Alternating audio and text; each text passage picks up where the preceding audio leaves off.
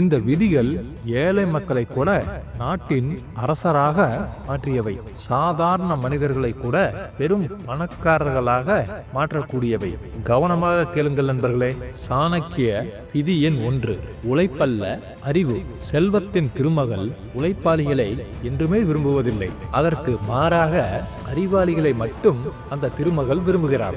எப்போது, எங்கே, யாருக்காக எவ்வளவு உழைக்க வேண்டும் என்பதை தெரிந்தவன் மட்டுமே செல்வங்களை கட்டுப்படுத்த முடியும். ஒரு திசையில்லாத உழைப்பு ஒருவனுக்கு வறுமையை மட்டுமே தரும். சாணக்கியர் ஒரு சிறுகதை சொன்னார். ஒரு கிராமத்தில் ஒரு விவசாயி இரவும் பகலுமாக ஓய்வில்லாமல் உழைத்தான். ஆனால் அவனது பயிர் ஒவ்வொரு வருடமும் வயலில் காய்ந்து போனது. அதே கிராமத்தில் இன்னொரு விவசாயி அவனது வயலில் குறைவாக உழைத்தான். ஆனால் அவன் பருவ காலத்தை படித்தான், மழையை கவனித்தான், வயலில் உள்ள மண்ணை பற்றி புரிந்து கொண்டான். இதன் மூலம் முதல் விவசாயி வறுமையில் வாடினான். ஆனால் இந்த அனைத்தையும் புரிந்து கொண்ட இரண்டாவது விவசாயி செல்வ செழிப்பாக இருந்தான். இதன் மூலம் அறிவுதான் நல்ல பாடத்தை கற்றுக்கொள்கிறது என்பது புரிகிறது. சாணக்கியர் விதி எண் 2. தன்னடக்கம் இல்லாமல் செல்வம் ஒருபோதும் நிலைக்காது. சந்திரகுப்தா, செல்வம் உன்னை தேடி வருவதற்கு முன் உன்னை நீயே கட்டுப்படுத்த கற்றுக்கொள். ஆசைகளுக்கு அடிமையானவன் செல்வத்திற்கு எஜமானனாக முடியவே முடியாது. அவன் எப்போதும் செல்வத்திற்கு அடிமையாக தான் மாறுவான். திருமகள் பெரிய பெரிய கோட்டையையும் தங்க அரண்மனையையும் தேடுவதில்லை. அவள் தேடுவது ஒன்றே ஒன்றுதான், ஒழுக்கம். அவள் விரும்புவது தன்னடக்கத்தை மட்டுமே. தன்னடக்கம் இல்லாத இடத்தில் செல்வம் தங்காது. அது ஒன்றுமில்லாத வெறிச்சோடிய வீட்டை போல வந்த வேகத்தில் சென்றுவிடும். செல்வம் பலவீனமானவர்களை சோதிக்க வருகிறது. வலிமையானவர்களிடம்தான் செல்வம் தங்குகிறது. தன்னடக்கம் இல்லை எனில் செல்வம் ஒரு சாபமாக மாறும். நண்பர்களே, செல்வத்தை நீங்கள் விரும்பினால் முதலில் தன்னடக்கமாக இருக்க கற்றுக்கொள்ளுங்கள். முதலில் உங்களை நீங்கள் உருவாக்கி கொள்ளுங்கள். தன்னடக்கம் இல்லாமல் செல்வம் நிலைக்காது. சாணக்கியர் விதி எண் 3. செலவழிக்கும் கொள்கை இல்லாதவன் ஒருபோதும் செல்வந்தனாக மாட்டான். செல்வத்தை சம்பாதிப்பது என்பது ஒரு கலை என்றால், பணத்தை காப்பது என்பது அது இதைவிட மிகப்பெரிய ஒரு அறிவு. நண்பா, கவனமாக கேளுங்கள். உழைத்து சம்பாதிக்கும் பணத்தை ஒரே நாளில் செலவழிப்பவன் அவன் தனது வியர்வையை அவமதிக்கிறான். திருமகள் அப்படிப்பட்டவனை ஒரு கணமும் மதிக்க மாட்டான். பணம் ஒரு நண்பனும் இல்லை, பணம் ஒரு அடிமையும் இல்லை. பணம் என்பது ஒரு பெரும் நெருப்பு. அதை கட்டுப்பாட்டில் வைத்தால் ஒளி தரும். கட்டுப்பாட்டில் இல்லை என்றால் அதே நெருப்பு உங்கள் வாழ்க்கையை சாம்பலாக்கிவிடும். நண்பர்களே, ஒரு ராஜ்யத்தை வெளியெதிரிகள் அல்ல, உள்ளே செலவு செய்யப்படும் வீண் செலவுகள் கூட அழித்துவிடும். மிக பெரிய அரசுகள் கூட வெளிப்போரால் அல்ல, தவறான செலவுகளால் கூட அழிந்துள்ளது. ஒவ்வொரு நாணயத்தையும் செலவழிக்கும் முன் இந்த கேள்வியை கேள்: இது என் செல்வத்தை பெருக்குமா அல்லது அழிக்குமா? இந்த கேள்வி கேட்காமல் நீ செலவு செய்தால் நீ திருமகளை உன் கையாலேயே துரத்துகிறாய். சம்பாதிப்பது எல்லோருக்கும் தெரியும், ஆனால் சரியாக செலவழிக்க தெரிந்தவன் மட்டுமே செல்வத்தின் எஜமானன் ஆகிறான். மற்றவர்கள் பணத்தின் அடிமைகள். சாணக்கியர் விதி எண் 4. நேரம்தான் உண்மையான செல்வம். நண்பா, நீ தங்கத்தை இழந்தால் மீண்டும் சம்பாதிக்கலாம். ஆனால் 1 மணி நேரத்தை இழந்தால் இந்த உலகத்தில் யாராலும் அதை திரும்ப வாங்கவே முடியாது. அதனாலதான் புத்திசாலி மனிதன் பணத்தை எண்ணுவதற்கு முன் நேரத்தை கணக்கிடுகிறான். இந்த உலகத்தில் எல்லோருக்கும் சமமாக கொடுக்கப்பட்ட சொத்து இருக்கிறது. அது என்னவென்றால், ஒரு நாளைக்கு 24 மணி நேரம். ஏழைக்கும் அதே 24 மணி நேரம் தான். பணக்காரனுக்கும் ஒரு நாளைக்கு 24 மணி நேரம் தான். அரசனுக்கும் அதேதான், பிச்சைக்காரனுக்கும் அதேதான். வித்தியாசம் உழைப்பில் இல்லை, அதிர்ஷ்டத்தில் இல்லை, பயன்பாட்டில்தான். பலர் தங்களது நேரத்தை இது போன்றுதான் கொன்று விடுகிறார்கள். தவறான சிந்தனை, புலம்பல், அர்த்தமில்லாத நட்பு, என் விதி சரியில்லை என்ற நினைப்பு என்று சொல்பவர்கள் உண்மையில் தங்களது நேரத்தை சரியாக பயன்படுத்துவதில்லை. ஒரு பணக்காரன் தனது நாளை 3 பகுதியாக பிரிக்கிறான். காலை திட்டமிடுதல், பகலில் செயல்படுத்துதல், மாலை ஆலோசனை செய்தல். இது ஒன்றுதான் ஏழை பணக்காரனையும் பிரிக்கும் கோடு. நேரத்தை மதிக்காதவன் செல்வத்தை கனவிலும் கூட பார்க்க முடியாது. நேரத்தை வீணாக்குவது தங்க காசுகளை எடுத்து கடலில் வீசுவதை போன்றதாகும். இதில் வித்தியாசம் என்னவென்றால், அந்த தங்க காசை மீண்டும் எடுத்து விடலாம், ஆனால் நேரத்தை ஒருபோதும் எடுத்துவிட முடியாது. நண்பா, உன் நேரத்தை அடக்கி ஆழத் தூங்கிய நாளிலிருந்து செல்வம் உன்னை நோக்கி வந்து கொண்டிருக்கும். நேரம் உன் அடிமை என்றால் உனக்கு பணம் வற்றாத நதியாக வரும். அதுவே நேரத்திற்கு நீ அடிமை என்றால் உன்னை ஏழ்மையாக்கிவிடும். சாணக்கியர் விதி எண் 5.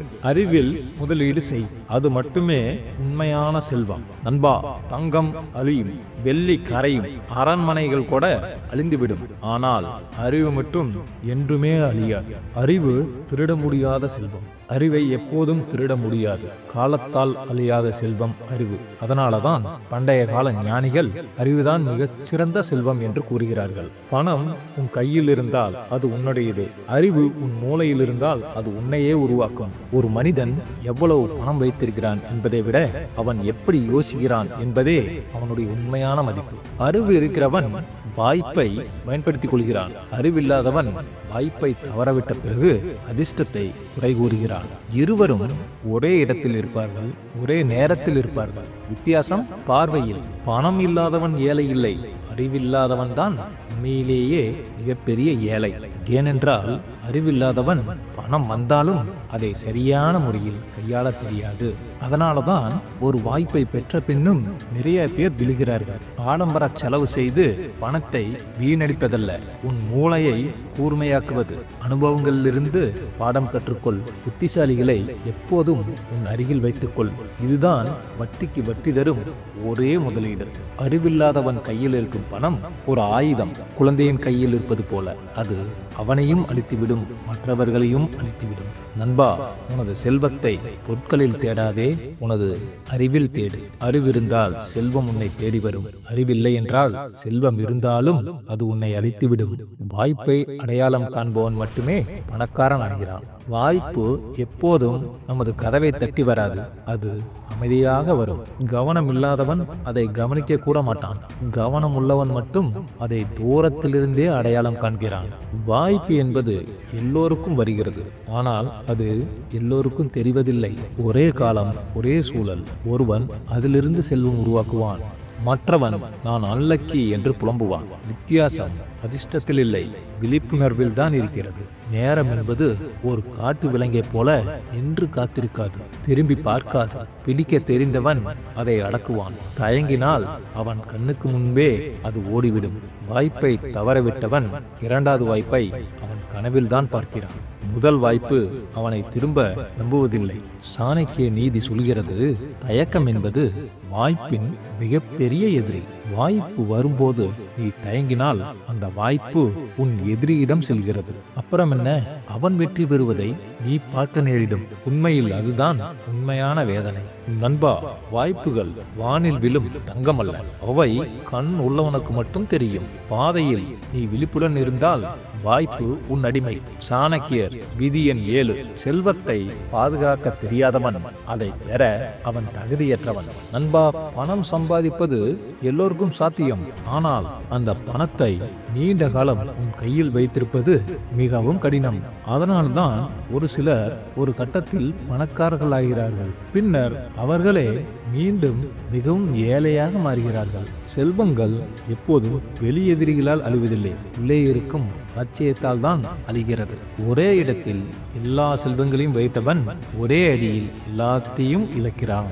ஒரு ராஜ்யத்தில் ஒரு வாசல் இருந்தால் அது எதிரிக்கு வரவேற்பு. அதே போல்தான் உன் செல்வத்திற்கு ஒரு வழி இருந்தால் அது அழிவு. பாதுகாப்பு என்பது பதுக்கி வைத்தல்ல, அதை பிரித்து பாதுகாத்து வைத்தல். அதை சரியாக கணக்கு பார்த்து பிரித்து வைத்து ஆபத்தை குறைப்பது. ஒரே தொழில், ஒரே வருமானம், இது மிகவும் ஆபத்து, இது பாதுகாப்பு இல்லாதது என்று அர்த்த சாஸ்திரங்கள் சொல்கின்றன. செல்வத்தை காக்காதவன் அதை சம்பாதிப்பதற்கே அர்த்தமில்லாதவன் தன் உழைப்பையே அவமதிக்கிறான். நண்பா, செல்வம் வலிமையானவர்களை சோதிக்க வருகிறது, ஆனால் அறிவுள்ளவர்களை மட்டுமே அது மதிக்கிறது.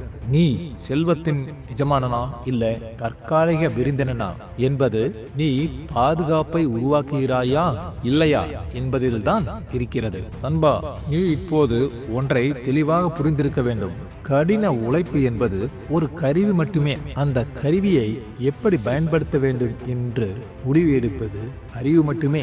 கைகள் என்றுமே உழைக்கட்டும், ஆனால் அவைகள் அடிமையிலாக மாறவிடாது. உன் மூளைக்கு அரசனின் இடம் கொடு. உணர்ச்சியால் எடுத்த முடிவு ஒரு நிமிடம் இன்பம் தரும், ஆனால் அறிவால் எடுத்த முடிவு உன் வாழ்க்கைக்கு இடம் கொடுக்கும். செல்வம் குரல் கொடுத்து கொண்டு சத்தமாக வராது, தகுதி உள்ளவனை நோக்கி அமைதியாக வரும். இது ஒரு கதை இல்லை, ஒரு ஊக்கமும் இல்லை, இது ஒரு எச்சரிக்கை. இதை புரிந்து கொண்டவன் உயர்வான், புரியாதவன் அதே இடத்தில் இருப்பான். பல ஆண்டாண்டு காலம் அங்கேயே சிக்கி இருப்பான். இப்போது நீ எதை தேர்ந்தெடுக்க போகிறாய்? அது உன் முடிவு. இது ஒரு சாதாரண வீடியோ அல்ல, உன் வாழ்க்கையை மாற்றப் போகிற வீடியோ. அப்படி உங்களுக்கு தோன்றியிருந்தால் இந்த வீடியோவை அப்படி விட்டு போக வேண்டாம். இது போன்ற சாணக்கிய விதிகள், வாழ்க்கைக்கு தேவையான அறிவுரைகள் கேட்பதற்கு நமது சேனலை சப்ஸ்கிரைப் செய்து இந்த வீடியோ பற்றிய கருத்துக்களை கமெண்ட் செய்யவும். இந்த வீடியோவிற்கு மறக்காமல் லைக் செய்து விடுங்கள். நன்றி, வணக்கம் நண்பர்களே.